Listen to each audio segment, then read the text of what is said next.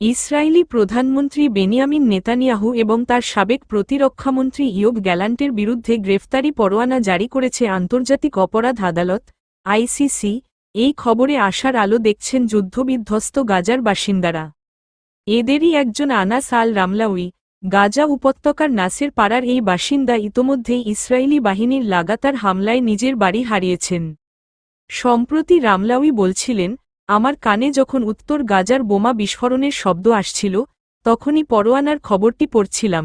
মনে হল, অবশেষে যারা এই অপরাধগুলো করছে তাদের বিচারের আওতায় আনার একটা সম্ভাবনা তৈরি হয়েছে। আইসিসি এর পরোয়ানা একটি ঐতিহাসিক পদক্ষেপ।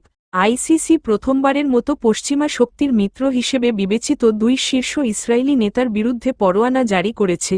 আদালতের প্রাথমিক চেম্বারের মতে, তাদের বিরুদ্ধে গাজার বেসামরিক জনগণকে খাবার, পানি, ওষুধ এবং অন্যান্য প্রয়োজনীয় সামগ্রী থেকে বঞ্চিত করার মাধ্যমে যুদ্ধাপরাধ এবং মানবতাবিরোধী অপরাধ সংগঠনের যুক্তিসঙ্গত প্রমাণ রয়েছে। রোম চুক্তি অনুযায়ী, আইসিসির সদস্য ১২৪টি দেশ এখন তাদের গ্রেফতার করতে এবং আইসিসির কাছে হস্তান্তর করতে বাধ্য। আইসিসির পরোয়ানা ইসরায়েলের বৈশ্বিক অবস্থানকে আরও নড়বড়ে করে তুলেছে, যদিও ইউরোপের দেশগুলো বিশেষ করে যুক্তরাজ্য, ফ্রান্স, জার্মানি ও ইতালি ইসরায়েলের আত্মরক্ষার অধিকারকে সমর্থন জানিয়েছে। তবে আইসিসির রায় তাদের আন্তর্জাতিক আইন মেনে চলার বাধ্যবাধকতাকে আরও কঠিন করে তুলেছে। গাজার বাসিন্দাদের প্রতিক্রিয়া। এদিকে দেইর আল বালার বাসিন্দা রওয়া শাওয়া আইসিসির এই পরোয়ানাকে প্রতীকী বলে মনে করেন।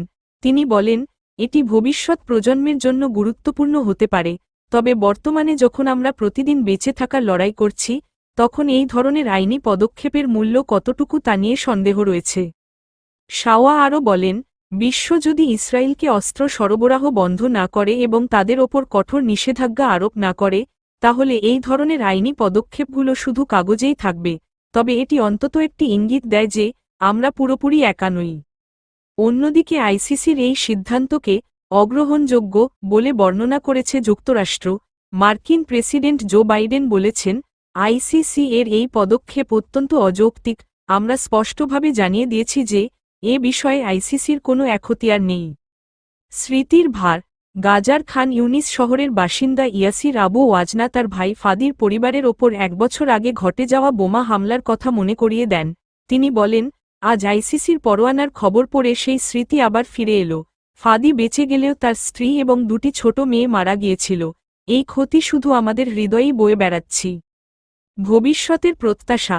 যদিও এই গ্রেফতারি পরোয়ানার বাস্তবায়ন এখনও অনেক দূরের বিষয়, তবে এটি গাজার মানুষের জন্য ন্যায়বিচারের এক ক্ষীণ আশা নিয়ে এসেছে।